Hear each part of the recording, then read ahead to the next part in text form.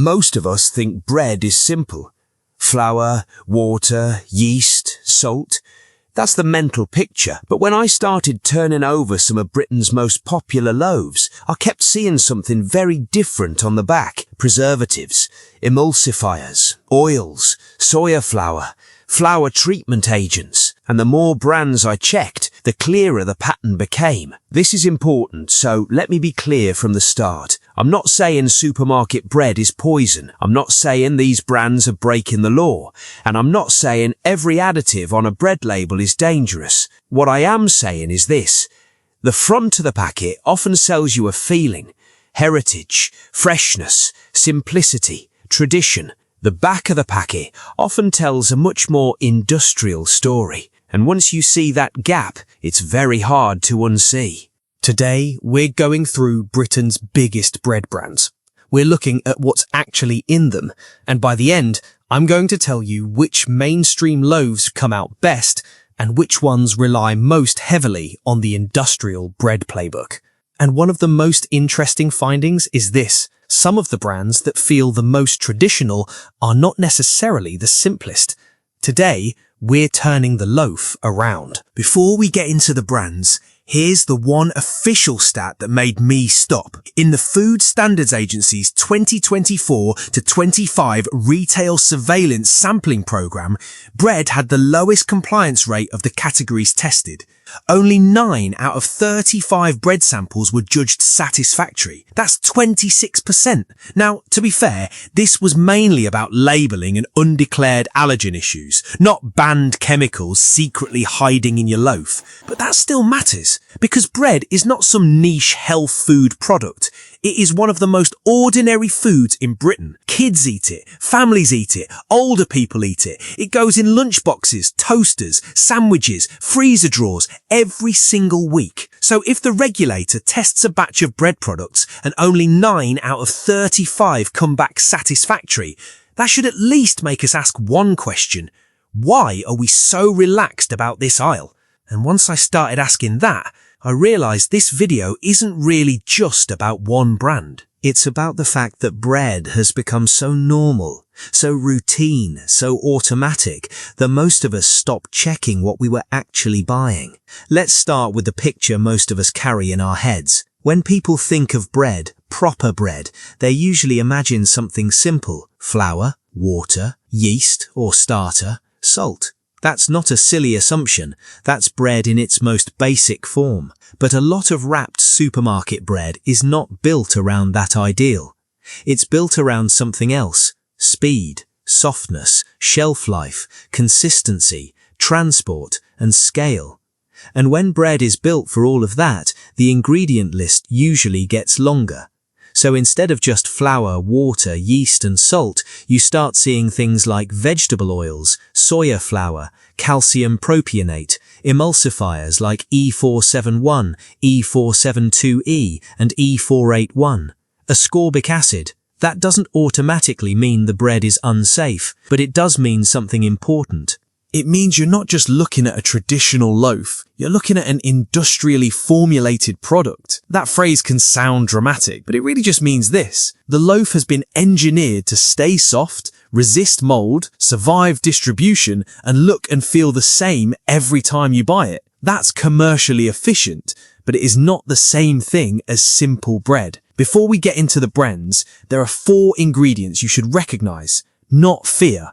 Recognize, because once you know what they do, the whole aisle starts to make more sense. Calcium propionate, E282. This is a preservative. Its job is simple: slow down mold.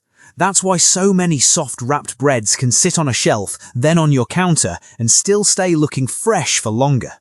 It's common, it's legal, it's widely used. The point here isn't panic, the point is awareness. A lot of Britain's most everyday bread relies on a mold inhibitor, and most shoppers probably never think about that. E471, mono and diglycerides of fatty acids. This is an emulsifier. In plain English, it helps factory bread stay soft, uniform and stable. This one has drawn more scientific attention in recent years, but it's important not to overstate that. Observational studies can show patterns. They do not prove that one ingredient directly caused one disease. So if anyone online tells you this ingredient definitely causes cancer, that is not an honest reading of the evidence. The honest version is this. E471 is legal. It is still widely allowed, but it is one of the additives that now gets more scrutiny than it used to. That's worth knowing. E472E. Datum. This is another emulsifier. Its job is dough strength, loaf volume, and softness. If you want mass-produced bread to rise reliably, slice neatly, and stay pillowy, this kind of additive helps make that happen. Again, legal. Again, widely used. Again, not exactly what most people picture when they hear words like traditional or rustic. E481, sodium stearoyl 2 lactylate. Another emulsifier. Another texture and structure tool. Same pattern. Legal, functional, industrial. And one quick reality check. Ascorbic acid, E300. This sounds chemical. It's vitamin C. In bread, it's used as a flour treatment agent to strengthen dough. So if you're going to be annoyed about something in bread, don't waste all your energy on E300. The bigger story is the overall pattern. When a loaf contains a preservative, multiple emulsifiers, oils, soya flour and treatment agents, it stops looking like a simple recipe and starts looking like a system. And that's the key to this whole investigation. Not one ingredient, the pattern. So when I went through these brands, I wasn't asking, is this bread illegal? That's too basic. I was asking 4 better questions. 1. How big is the gap between the front of the packet and the back? 2. Which brands lean hardest on industrial formulation? 3. Which brands market themselves as cleaner, simpler, or more traditional? And does the ingredient list support that? And 4. If you want a better mainstream option, where should you actually look? And that brings us to the brands. Let's start with the biggest name in the aisle, Warburtons. Orange bag, massive recognition, family business, founded in 1876. That heritage is real, and that's important because this video is not about pretending every brand story is fake. Warburtons does have genuine history, but heritage and simplicity are not the same thing. Because when you look at actual mainstream Warburtons ingredient lists, you often see the familiar industrial toolkit: oils, gluten, soya flour, emulsifiers, calcium propionate, ascorbic acid. So here's the Warburtons issue in one line. The family story is real, the ingredient list is still industrial. Both things can be true. That's why this brand is such a good example of the central gap in the bread oil. The front gives you warmth, the back gives you formulation. Verdict: trusted, familiar, genuinely heritage-led, but many mainstream loaves are much more engineered than shoppers probably assume. Hovis, tradition on the front, factory logic on the back. Hovis is maybe the strongest example of emotional bread marketing in the whole aisle. The brand is soaked in nostalgia, Britishness, tradition, familiarity, warmth. And that's exactly why the back of the packet matters so much here. Because when you turn over products like Hovis Soft White, the formula looks very modern. Preservative, multiple emulsifiers, soya flour, oil, treatment agents. So again, we get the same split. Traditional image, industrial build. Hovis is especially interesting because marketing words like rustic, authentic, traditional, and artisanal inspired have already drawn scrutiny. And that gets right to the heart of the issue, because the legal question is one thing, but the everyday consumer question is another. If a shopper sees rustic on a bread bag, are they thinking about emulsifier systems and mold inhibitors? Of course not. They're picturing something closer to a bakery loaf. That's the tension. Verdict: one of the strongest examples of a brand whose emotional identity feels older and simpler than the ingredient list really is. Kingsmill. Less romance, same system. Kingsmill is different. It doesn't lean quite as hard into old-fashioned bakery romance. It feels more direct, more practical, more lunchbox, more everyday family loaf. And in a strange way, that almost makes it feel more honest. But once you get to the ingredients, the system underneath is still very familiar. Flour blend, oils, soya flour, emulsifier, preservative, treatment agent. So while Kingsmill may market itself in a less nostalgic way than Hovis, the formulation still belongs firmly to the industrial bread world. That makes Kingsmill a useful reminder. You do not need heritage language to end up with a highly processed loaf. Verdict: not the most romantic brand in the aisle, but still a textbook factory bread formula. Roberts is a great example of something that a lot of shoppers do without realising. They see a regional brand, a longer history, a less flashy identity, and they assume the bread must be simpler. But that assumption doesn't really hold up once you read the label, because with Roberts, you still run into the same familiar pattern: preservatives, emulsifiers, oil, treatment agents. So the honest point here is simple. A local feeling brand is not automatically a simpler brand. Since 1887 is not an ingredient. Family Bakery is not an ingredient. Northern Roots is not an ingredient. The ingredient list is the ingredient list. So verdict: heritage-led image, but very much part of the same industrial loaf ecosystem. So by this point, you can probably see the pattern. Different colours, different brand stories, different emotional language. But when you turn the packet over, a lot of the aisle starts looking surprisingly similar. And that's where the story gets more interesting. Because not every brand lands in exactly the same place. Some are really trying to position themselves as cleaner. Some use claims that sound stronger than they really are. And one brand in particular has benefited massively from the fact that shoppers are finally paying attention to ingredient lists. Jackson's, better but still don't switch off your brain. Jackson's of Yorkshire is one of the more interesting brands here because compared with the major mainstream sliced loaves, it does make a more deliberate effort to sound cleaner. Claims like no artificial preservatives, palm oil free, dairy and soya free, vegetarian and vegan friendly. That does matter. But this is where shoppers have to be careful. Because no artificial preservatives does not mean no additives. Those are completely different claims. A loaf can contain emulsifiers and still legally say no artificial preservatives. And that is exactly the kind of wording gap that catches people out. So I describe Jackson's like this. Better positioned than the standard giants, but still not a brand you should buy on autopilot. It may be better than average, that does not automatically mean simple. It is one of the better mainstream directions in the aisle, but still a label you need to read properly. There's another trap here. A lot of people focus on Warburtons, Hovis and Kingsmill because they're the famous names. But supermarket own label bread matters enormously. And this is where language gets slippery fast. Let's take freshly baked. To most shoppers, that phrase suggests one thing: made here, today, in this store. But in practice, supermarket bakery bread can involve products that were made elsewhere, part baked, frozen, transported, then finished in store.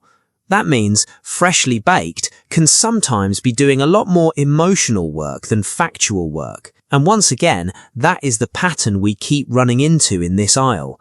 The wording is not always false, but it often encourages a much simpler picture than the reality. So whether you're in the packaged bread section or the in-store bakery area, the basic rule stays the same.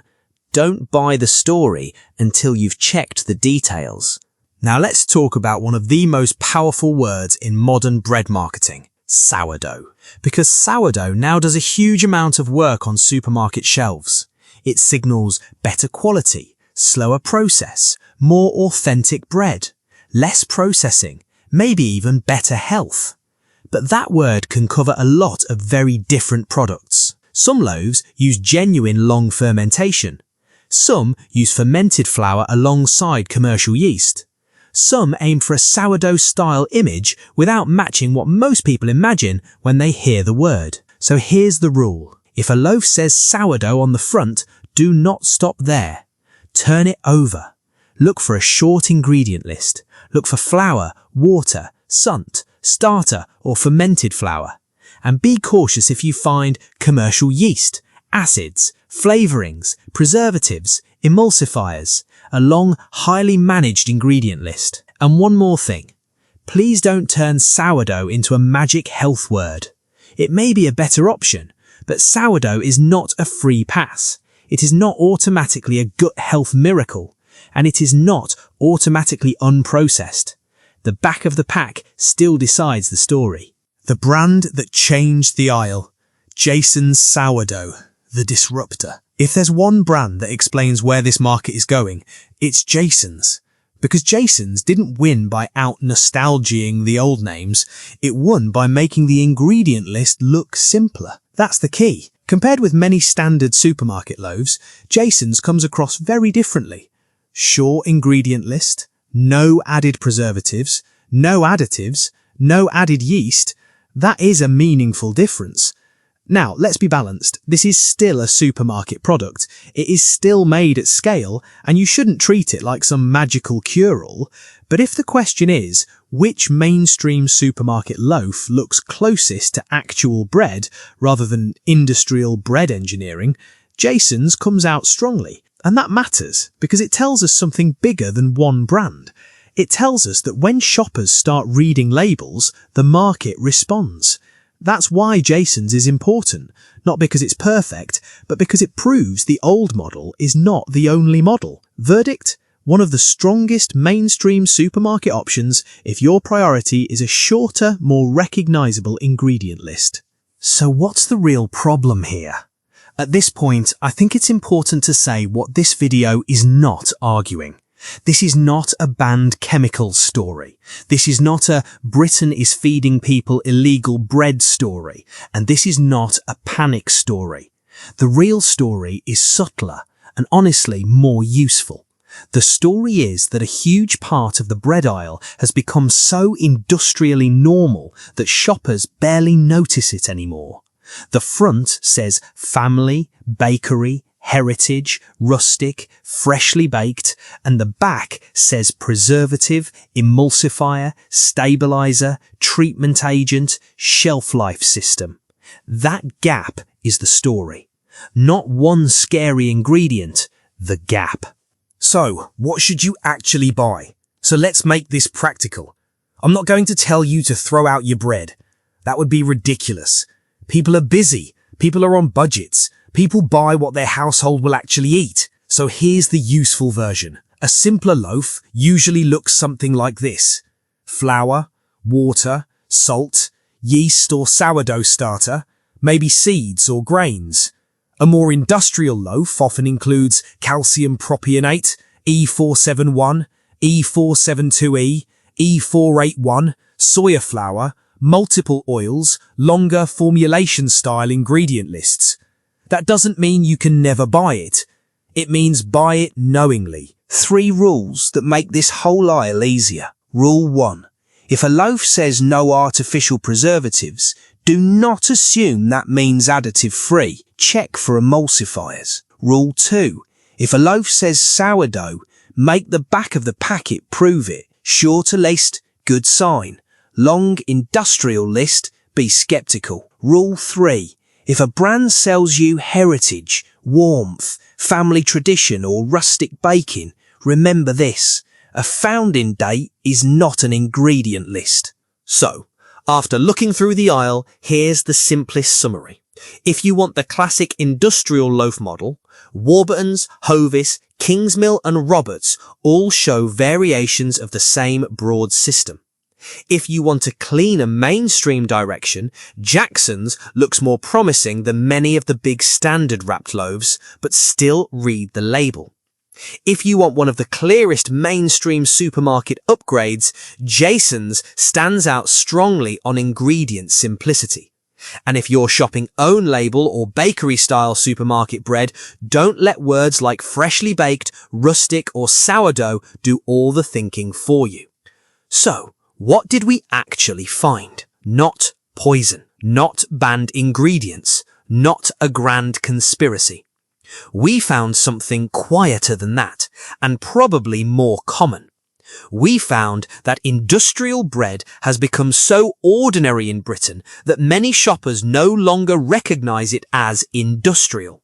The front sells a mood. The back explains the product. And if there's one thing I want this episode to change, it's that.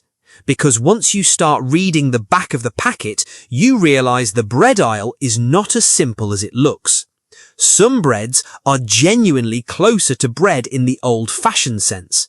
Some are much more engineered than the packaging suggests, and most of the time the difference is not hidden. It's printed right there. You just have to turn the loaf around. That's Aisle Alert. Keep your eyes on the aisle. If this helped you shop smarter, hit like. If YouTube shows you the hype button, use that too. Subscribe if you want more evidence-led investigations into the products sitting in your trolley every week. And comment below with the next aisle you want me to investigate, because there's a lot more hiding in plain sight.